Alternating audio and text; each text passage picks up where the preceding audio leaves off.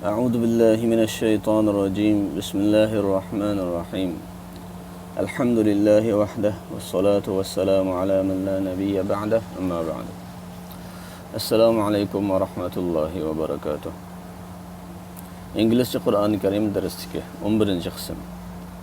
Biz bu dersimizde yanıla Sure Bakara'nı öğrenişini devamlaştırırız. 60. ayet. Bismillahirrahmanirrahim.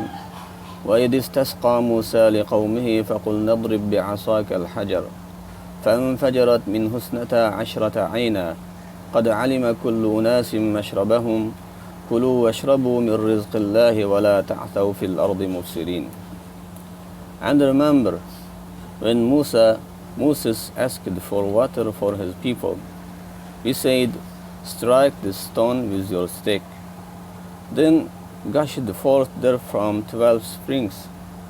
Each group of people knew its own place for water. Eat and drink of that which Allah has provided, and do not act craftily, making mischief on the earth.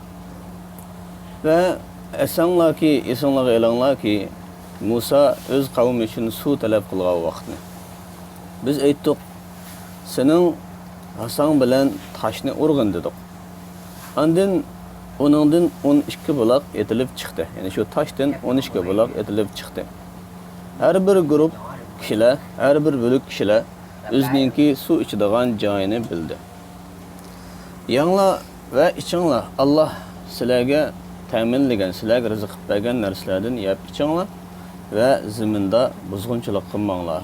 Yani akt degan harakat qilish degan bo'ldi, krop degan buzg'unchilik qilish. Ya'ni ziminda buzg'unchilik qilib harakat qilmanglar deb shundoq dedik. 61. oyat. وَإِذْ قُلْتُمْ يَا مُوسَى لَنْ نَصْبِرَ عَلَى طَعَامٍ وَاحِدٍ فَادْعُ لَنَا رَبَّكَ يُخْرِجْ لَنَا مِمَّا تُنْبِتُ الْأَرْضُ مِنْ بَقْلِهَا وَقِثَّائِهَا وَفُومِهَا وَعَدَسِهَا وَبَصَلِهَا قال أتستبدلون الذي هو أدنى بالذي هو خير اهبطوا مصرا فإن لكم ما سألتم وضربت عليهم الذلة والمسكنة وباءوا بغضب من الله ذلك بأنهم كانوا يكفرون بآيات الله ويقتلون النبيين بغير الحق ذلك بما عصوا وكانوا يعتدون. And remember, when you said, O Moses, we cannot endure one kind of food, so invoke your Lord for us to bring forth for us of what the earth grows, its herbs, its cucumbers, its farm, wheat or garlic, its lentils and its onions. He said, would you exchange that which is better for that which is lower? Go you down to any town, and you shall find what you want. And they were covered with humiliation and misery, and they drew on themselves the wrath of Allah. That was because they used to disbelieve the ayat, proofs, evidence, verses, lessons, signs, revelations of Allah, and killed the prophets wrongfully. That was because they disobeyed and used to transgress the bounds in their obedience to Allah, commit crimes and sins. Sins. Ve Musa ga sila diga vaqtni aslanglar. Yani sila diga vaqtni aslanglar. Ey Musa, biz bir xil tamoqqa bardoshlik bermaymiz. Shunga Parvardigarınğa biz üçün çaqırğın, yani Parvardigarını çaqırğın, yani Parvardigarınğa dua qılğın biz üçün chiqirib bersin zimin undirdigan narsalardan. Yani onun ko'ktatlardan, onun tarxamaklaridan, onun farmlaridan, yani farm degan buğday yoki samsaq deydi. Onunki chilanlaridan va uning piyozlaridan chiqirib bersin deb sizlar shundoq degan edinglar. U yani Musa aytdi. Sizlar almashtirmoqchi bo'lamsizlar yaxshiroqni tuvanroq narsaga, ya'ni yaxshi narsani nachar narsaga almashtirmoqchi bo'lamsizlar. Sizlar biri yezig'a tushinglar. yoki town degan shahardan tuvanroq sizlar biror yeziga tushinglar va sizlar xohlaganinglarni topsizlar deb shundoq dedi. Ular xorliq va miskinlik yoki nihoyat qattiq muhtojlik bilan o'rvilindi va ular o'zlariga Allohning g'azabini elib keldi. Draw degan tatmoq degan ma'noda, drew uningki o'tgan zamoni. Ya'ni ular Allohning g'azabini o'zlariga elib keldi. Ana shu sabab bo'ldiki, chunki ular oyatlarga, ya'ni Allohning oyatlariga ular kofir bo'ldi. Ya'ni oyatlardan murod nima? Proof, dalil, evidence, fact, verses, oyat, ibrat, alomat va haqiqatlar. Ya'ni Alloh taolo tomonidan berilgan bu oyatlarga kofir bo'ldi.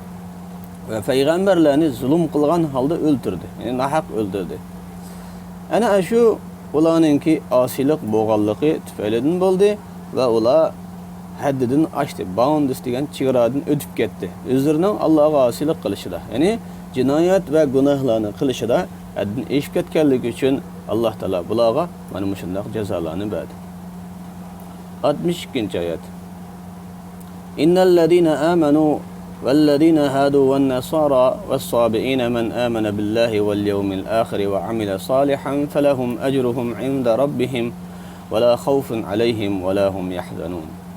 Verily, those who believe and those who are Jews and the Christians and the Sabians, whoever believes in Allah and the last day and do righteous good deeds shall have their reward with their Lord.